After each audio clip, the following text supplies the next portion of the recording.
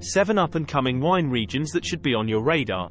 A wine region need not have been born yesterday to be considered up-and-coming. Across the world, ancient winemaking regions from Armenia to Italy have been in the midst of transformation due to changing political and environmental factors.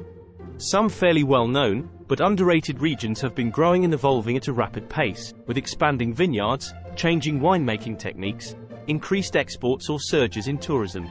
Crete, Greece. Crete's winemaking history dates back to the Minoan period, but the area's modern wine industry is effectively less than 50 years old, having dealt with phylloxera as late as 1977.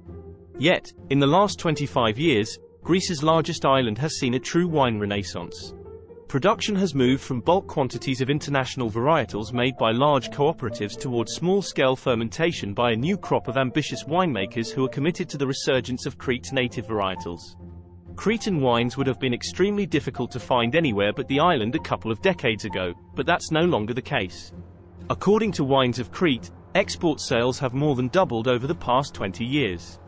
And even on the island, they've become far easier to access, with most wineries now offering on-site tasting rooms that cater the rising number of tourists. Numerous cruise operators have also begun to include Crete's wineries, a majority of which are accessible from the port cities of Hania and Heraklion. New Jersey.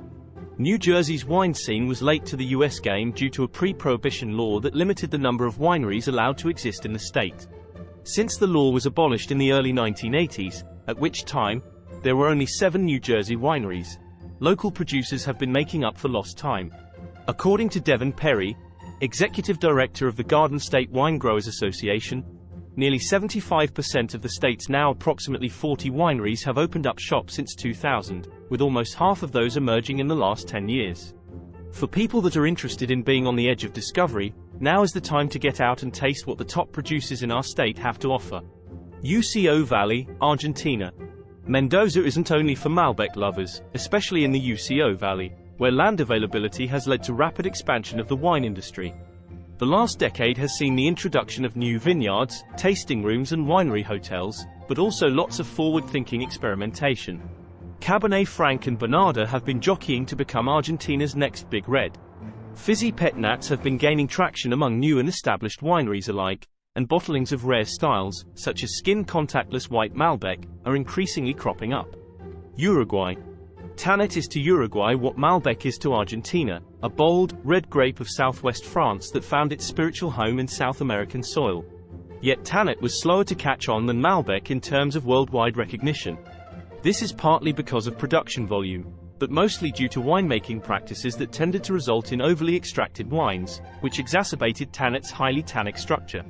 With a generational shift among winemakers in the past decade or so, however, Uruguayan wines are primarily in the profile of what the consumer seeks today, says Evan Goldstein, a master sommelier and president of Full Circle Wine Solutions. Armenia.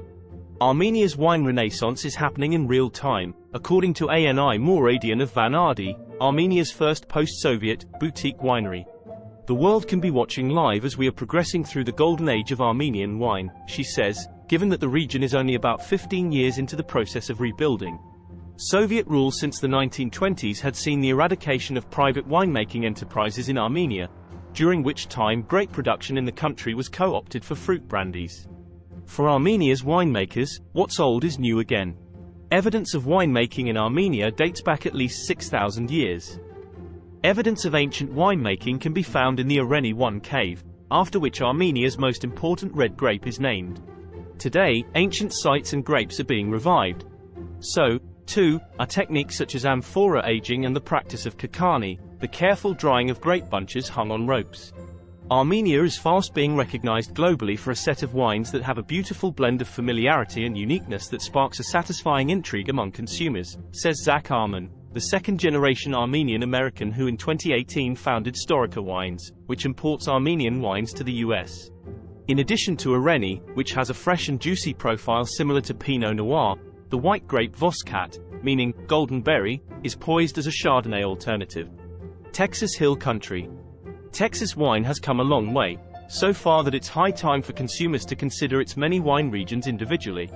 Case in point, Texas Hill Country, a region in central Texas triangulated by Austin, Fredericksburg and San Antonio. Texas Hill Country has recently hit its stride in finding what works for Texas, says Justin Paul Russell, Director of Operations for Pangea Selections. The hot climate skews from dry to humid depending on the exact location, and so wines often include bold, grippy reds that aptly exude "don't mess with Texas" attitude, such as Tempranillo, Sangiovese, Mourvedre and Tanat. Lagana, Italy. It's rare for an Italian wine region with a strong bond to a singular grape to have flown under the radar for any meaningful length of time. Perhaps size can be blamed, as Lagana, located on the shores of northern Italy's Lake Garda, simply doesn't have the acreage of regions in Tuscany or Piedmont. Even though it exports 70% of its output, according to the Consorzio Tutela Lagana DOC, the scale is not on the same level to easily compete for its fair share of the US market. The region is certainly worth a visit. With at least 15 wineries in the tiny region offering on-premise winery accommodations, Lagana is especially well poised to welcome visitors for a fully immersive understanding of what makes this region up and coming.